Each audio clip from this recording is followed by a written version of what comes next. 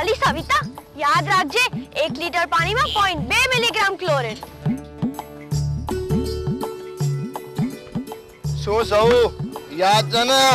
1 litre પાણીમાં 0.2 milligram chlorine. Savita માસી, યાદ રાખજો 1 લીટર પાણીમાં 0.2 મિલીગ્રામ ક્લોરીન. સવિતા બેટા, આટલું યાદ રાખજો, 1 લીટર પાણીમાં 0.2 મિલીગ્રામ ક્લોરીન. પણ સરપંચ કાકા, મને એ તો કહો, આ 1 લીટર પાણીમાં 0.2 મિલીગ્રામ ક્લોરીન છે શું?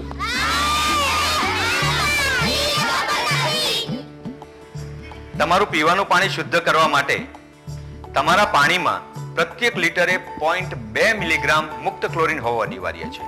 અને આ માત્રા જાણવા માટે તમે પોતે પણ સ્થળ પર માપન કરી શકો છો.